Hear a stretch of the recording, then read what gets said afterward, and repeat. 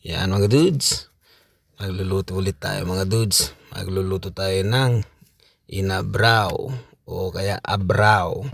Yan yung ating mga sangkap na mga gulay, kabote, sigarilyas, alokbati at yung ating isda, yung bulaklak ng kalabasa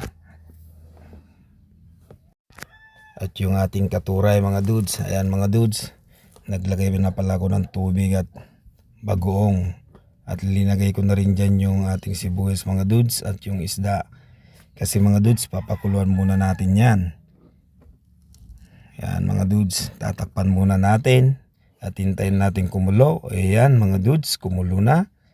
Ilalagay na natin yung ating kabute, uong kung sa Ilocano mga dudes ang tawag namin. Syempre lagyan natin ng konting pampalasa, ang magic sarap, baka naman.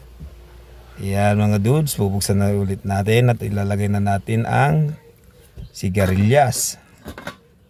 Ayan.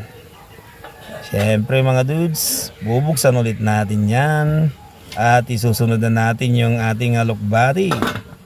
Ayan na mga dudes, tatakpan ulit natin. Pagbukas natin yung mga dudes, ilalagay na rin natin yung bulaklak ng kalabasa. Ayan mga dudes, tignan nyo naman mga dudes, itsura pa lang talagang yummy na. Ayan mga dudes, susunod na rin natin ang katuray. Ayan o, lub-lub lang natin mga dudes para maluto. Ayan mga dudes, pinuksan ko na at titikman na natin dyan mga dudes. Ayan o, first bite. Ayun, ayos na daw mga dudes. Kaya mag-plating na tayo mga dudes. Ayan. Simpleng pagluluto ng inabraw mga dudes. Sa aming mga Ilocano, basta't may gulay dyan sa kapitbahay, meron ka ng ulaw. Ayan mga dudes.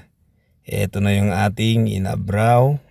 At kung nagustuhan mo ang aking pagluluto mga dudes, huwag mo sanang kalimutan mag-like, subscribe at paki-hit na rin po ang notification bell para lagi kang updated sa susunod kong video. Bye-bye!